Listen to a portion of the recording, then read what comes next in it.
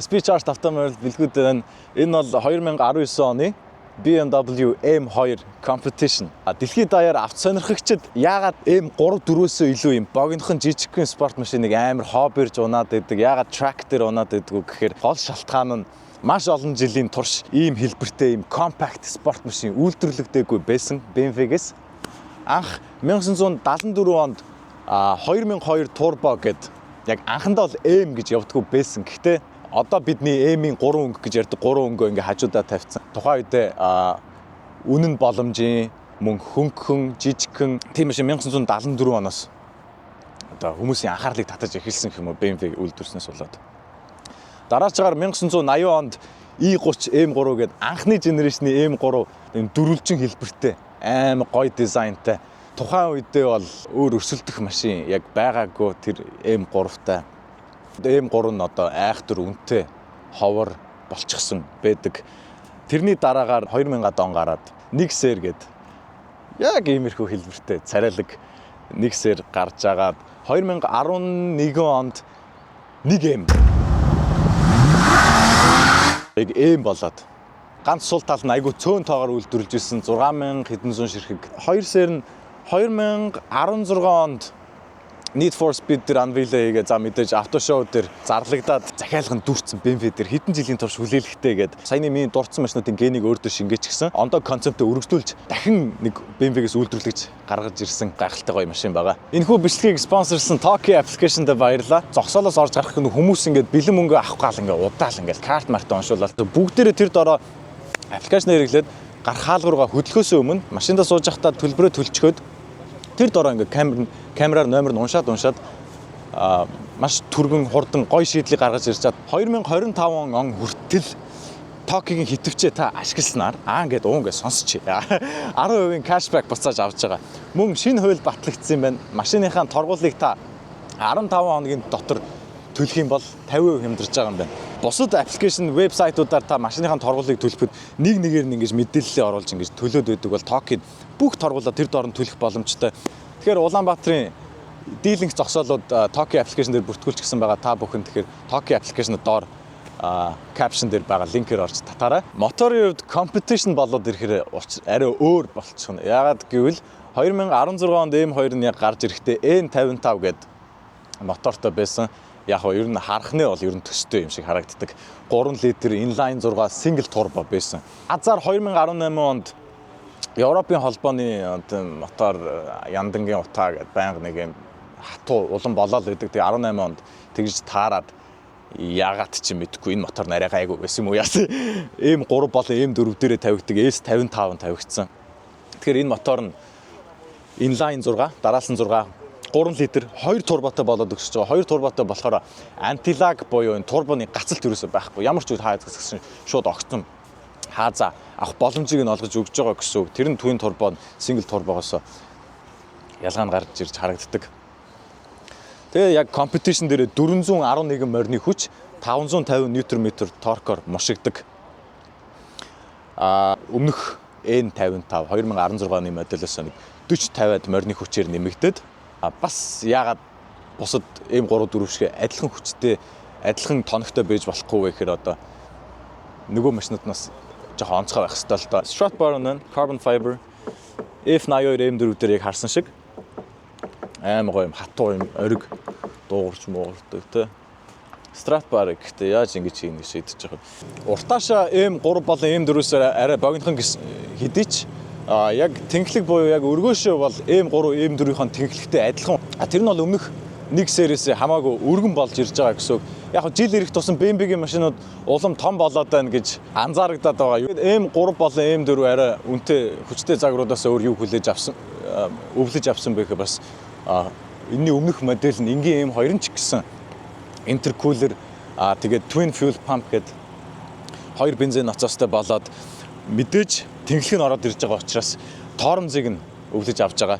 Competition-ы стокобод нэм гоё үзэмжтэй юм олон салаасан байдаг. Өөр бас гоё юм юу өвлж авч байгаа гэхээр мэдээж дифференциал электрон эластиг авч байгаа.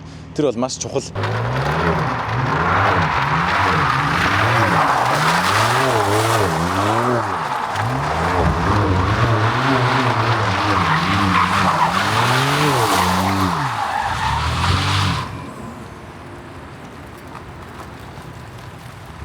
Competition дээр нь болохоор яг өөрийнх нь aim судал гэдэг одоо бусад aim-үүд дээр үдгээс яг судал нь орж ирсэн. Энэ бас авч сонирхчдын дунд одоо бас амар таашаалын авчиж өгсөн. Яг л өмнөх нь энэ судалтай байгаагүй. Салооны хувьд харах юм бол яг л бусад F-серийн M3, M4-төг маш адилхан. Хоропны хувьд DCT буюу Dual Clutch Transmission-тэй хоёр клатчтай гэсэн үг тийм ээ. Энэ transmission их гоё, их хурдан, амьд, илүү спортлог, илүү яг жолоочтой суурс яг ингээд огцон араагаа сольдог гэдгээрээ яг хүмүүст амар сайн ярьдаг, сайшааж ярьдаг. Дараагийнх нь энэний дараагийнх G87 гэх шин заагвар нь 200 кг-аар хүнд болсон. Энэ машинаас. Түүний шалтгаан миний бодлоор бол ZF хоропноос нь болсон баг. ZF бол бас ялгаагүй сайн хороп гэхдээ автомат дээр л зүгээр гэж хүмүүс юу яриад. Яг хуу 4 M5 ч юм уу, M4 ч юм уу арай тухтай машин дээр ZF нэгтэйжгүй. DCT хороптой машиныг ягаад BMW сонирхчид нь илүүд үздэг вэ гэхээр нэг тиймэрхүү ялгаа байдаг. Энэ ингээд нэг хөөрхөн 3 цэгтэй араагаа хэр хурдан солиход тааруулж байна. Бүх юм so adjustable жолоочд бүр ингээд амар оролдоход амар явж яхад бүр гинт нэг хажуугаар хүн тавихад газ M12 өөрөө мэдлэрээ тааруулаад уралдахад бэлэн болгох ч юм уу. Гэс нэг буулан дээр очиод M1-гээс ингэж хоёр дараа шууд дрифтлэх боломжтой. Тэгээд мэдээж best of all гар картана яагаад аваад үлдчих болдгоо юм бэ? Босод машинууд. Энэ бол BMW-гийн ингээд айгүй том илэрхийлэл гэхгүй юу? Жолоочийн автомашин. Энэ кардантай бол хамаагүй их үйлдэл хийж болно. За яг үйлдэл хийж болохгүй байсан ч юунд нэг дээж ахтал нэг юм гоё санагдаад байдаг нэг юм. Яг л нэг машин яг зөв машиндаа суудсан юм шиг те. Өрүүлнийхээ хатууг хүртэл энэ индивидуал дээр тус нь тааруулж болно. Өрүүлээ маш хатууруулж болно, зөөлж болно. Энэ трак дээр болон жоохон ийм интенс машин унах дуртай хүмүүст бол тэр нь зориулагдсан гэх юм уу. Ер нь бол M2 нь жолоочийн машин одоо энэ DCT хороптойгоос нь гадна механик 6 араатай бас гардаг. Тэр нь яг илүү хурдан байж чадахгүй ч гэсэн механик унах дуртай хүмүүст нь зориулаад BMW-гээс механик одоо хүртэл гаргаж байгаа гэдэг нь айгүй гоё. Одоо сүүлд гарсан G87 хүртэл механикаар гардаг. Уг машин 1575 кг жинтэй. Жингийн хуваарлалт мэдээж 50-50 байгаа. 50-50-аас илүү төгс байж болох бол тэр нь байх ёстой. Жингийн хуваарлалт, тэнхлэг, сууц. Энэ моторын хувьд нэрээ нэг гайхалтай юм гэвэл энэ DCT хороптойгоо хамт ажиллаад 7200 RPM хүртэл архирдаг. 7200 дээр очиад бан моторын айгүй онцлог 7200 хүртэл. Тэгээд турбо, ECU, air intake наад захын юмнуудаа хийсэн ч зөвхөн компьютер тюнинг хийсэн ч маш их хүч нэмэх боломжтой. Ер нь бол наад захын юмнуудыг солихгүйгээр 700 хэдэн морины хүч гаргаж болдог.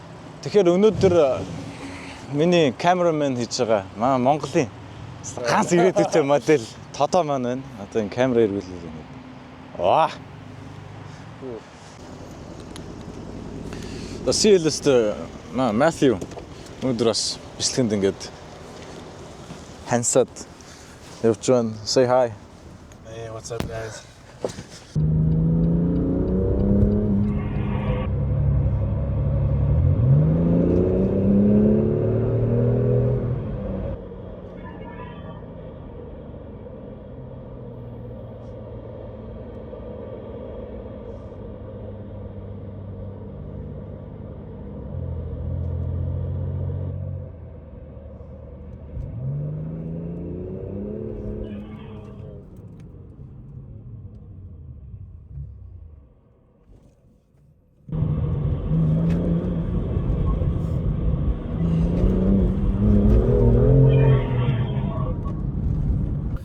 Can I see the latest ones?